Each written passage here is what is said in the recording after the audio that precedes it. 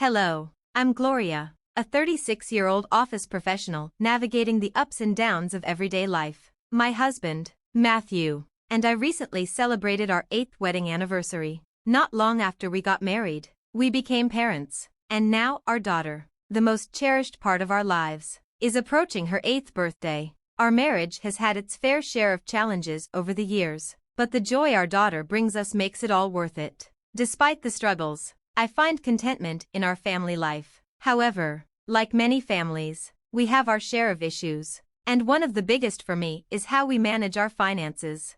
Matthew is passionate about his hobbies, and while he doesn't go overboard, a significant portion of his income tends to go toward them. I've always emphasized the importance of him contributing a set amount toward our household expenses, covering things like bills and groceries. Yet, his contributions only stretched to the basics, and I often find myself tightening our budget elsewhere. My salary mostly goes toward rent, our daughter's education, and saving for her future, and balancing all these financial responsibilities has become quite stressful. Another ongoing issue is the uneven distribution of household chores. Even though we both work full-time, Matthew rarely helps with the tasks around the house. I've addressed this repeatedly, hoping for more teamwork when it comes to maintaining our home. Managing work, finances, and the household is exhausting, and I wish the burden were more evenly shared. Still, I try to stay positive, focusing on creating a loving and supportive environment for our daughter. As she grows, I hope we can teach her the value of collaboration and shared responsibility, making adjustments as needed to support each other better. It may not be perfect, but I'm determined to make it work.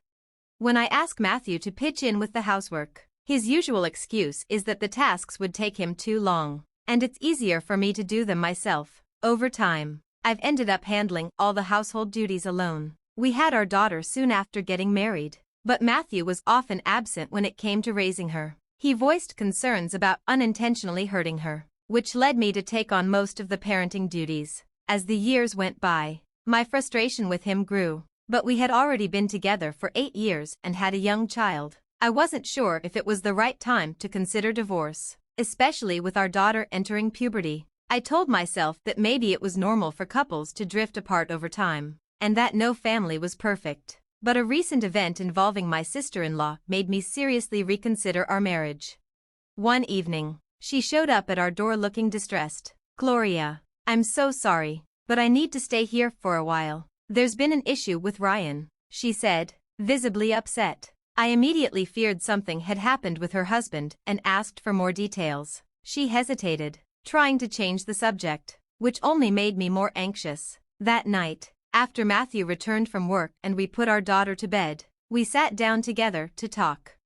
"So, what happened?" I asked, directing my question to my sister-in-law. She hesitated before answering. "Ryan snapped. He said out of nowhere that he wants a divorce." I was stunned. I'd always thought of Ryan as calm, steady, and sincere, so this sudden outburst was completely unexpected. I pressed for more information, asking, "What made him so angry?" She seemed defensive, her voice rising in panic. "Why are you asking me that?" she snapped. A thought crossed my mind. Maybe she had done something to provoke him. Her evasiveness only deepened my concern. "What do you mean? Why am I asking?" I replied. "Why are you defending him? Are you involved with him?" Her response was a sharp accusation, which caught me off guard. "Of course not," I quickly assured her. "I'm not involved with Ryan." Matthew, overhearing the exchange, dismissed her suggestion with a laugh. "That's impossible," he said. "She barely has time for anything other than her responsibilities, and she always leaves her phone in plain sight." Despite his defense, frustration built within me. My life was a constant whirlwind of work, housework, and caring for our daughter. After long days, I had little energy to check my phone, let alone entertain any sort of affair. Still, my sister-in-law insisted she didn't know why Ryan was upset. We decided it would be best to speak to him directly to get clarity. A little while later, Ryan arrived at our house. My sister-in-law, still uneasy, chose to step out and give us some space. Ryan, looking apologetic, expressed regret over the chaos he had caused. "I'm really sorry for all the trouble," he said, his calm demeanor confirming my belief that he wasn't the type to act rashly. "Ryan, I don't understand," I said, pressing him. You've only been married a year. Isn't asking for a divorce a bit extreme? There must be a reason. Ryan took a deep breath before revealing the shocking truth. The reason is that she spent all of my savings, $110,000, without telling me. The room fell silent. You saved $110,000. And it's all gone in a year? I asked, my disbelief clear. That's about $5,500 every month. How did that happen? Ryan explained that he had been carefully managing their finances, setting aside just enough for their living expenses. But the entire $110,000 had been spent on unnecessary luxuries, entertainment, and personal indulgences. No wonder you're upset, I said, empathizing with him. Anyone would be furious in your shoes. My mind immediately went to my own situation with Matthew, whose tendency to overspend seemed to mirror this. It almost felt like a family trait. After hearing about the massive financial strain, I suggested, if she doesn't make an effort to pay back the $110,000, maybe you should seriously think about separating, especially since there are no children involved. Ryan nodded, clearly considering my advice. But then Matthew surprised me. I'll make sure my sister pays you back, he said confidently. I was taken aback by his sudden certainty. How could he be so sure? Ryan looked at him with gratitude. I'd appreciate that. Thank you. It seemed like we had reached a temporary resolution, but I knew this situation wasn't over.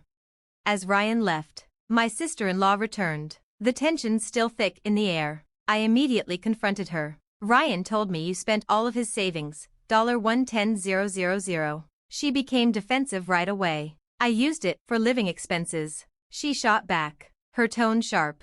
I tried to explain the issue, but she refused to listen. Ryan had made it clear that he kept a separate account for daily expenses. Her response was dismissive, almost scornful. You don't know anything, so just shut up. Her harshness wasn't surprising. She had often belittled me during our conversations. But this time, her complete lack of remorse and dismissive attitude about the mess she had caused made it clear. Ryan might truly be better off filing for divorce. She showed no signs of acknowledging the gravity of her actions, and there was no indication she planned to make things right. It painted a grim future for their marriage. During our heated exchange, Ryan mentioned he might consider forgiving her if she repaid the full $110,000. My sister-in-law, cornered by her own actions, lamented, "How am I supposed to pay that back? I'm just a housewife." I firmly said, if you can't repay it, you shouldn't have spent his money in the first place. The atmosphere grew tense, and then, almost as though she'd had a realization, my sister-in-law looked at me with a spark of hope. Calm down, Gloria. We have money, right? You've saved up $220,000. So no problem, right? She said, almost smugly, as if she had found a perfect solution. I was taken aback. How do you even know about my savings, Matthew? I asked, shocked. I had never told anyone about the savings I had set aside for our daughter's education. Matthew, nonchalantly, responded, I found it while going through your parents' house. It was in the second drawer of your closet. I couldn't believe what I was hearing. You went through my things without asking? That's unbelievable. Just because we're married doesn't mean you have the right to invade my privacy. I protested, feeling betrayed. Matthew brushed off my anger, continuing, your sister-in-law needs help. Give her your savings. I was furious. No way. That money is for our daughter's future. If you think $110,000 should just be given away, figure out how to pay her back yourself. Without hesitation, Matthew reached into a drawer and pulled out divorce papers. I had these ready, just in case, he said coldly, as though he'd been planning this for a while. My frustration boiled over. How dare you try to manipulate me like this? I snapped. I've been wanting to tell you the same thing. My voice trembled with anger. Then, with chilling finality, Matthew filled out the papers and said, I mean it. We can get a divorce whenever you want. To my disbelief, my sister-in-law, watching the whole scene with a grin, packed her things. I'll be one of your witnesses, she said, signing the form as if it were just a casual document. You can either pay me the $110,000, or we'll get a divorce, Matthew threatened, trying to force me into a corner. I was stunned by their boldness, but instead of giving them the satisfaction of seeing how much their words hurt, I stayed silent. letting the moment pass without further escalation. The next day, I decided to take control of the situation. I invited my in-laws and Ryan to our home. When they arrived, Matthew was confused. "Ryan, why are you here?" "Mom, Dad, what's going on?" he asked, bewildered.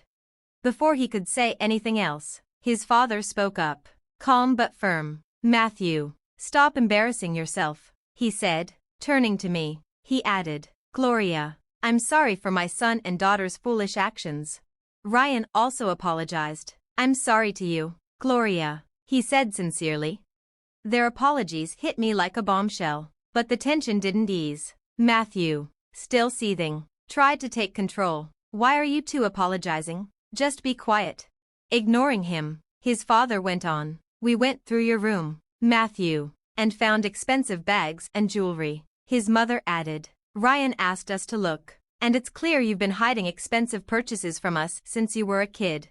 The truth hit hard. Matthew's deceit was undeniable. His mother, faced with the mounting evidence, finally said, "I can't stay married to you anymore."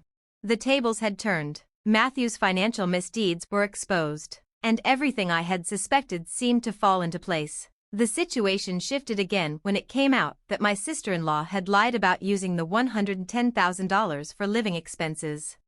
"I want you to repay me the $110,000, Ryan said, his voice steady, surprising everyone, especially Matthew. "I've already taken action," Ryan continued. "Matthew, you're getting a divorce too. The lawyer has already filled out the divorce papers, and I signed as a witness. We've submitted them." My sister-in-law's challenge to Matthew left him livid. "I won't let this happen," he shouted.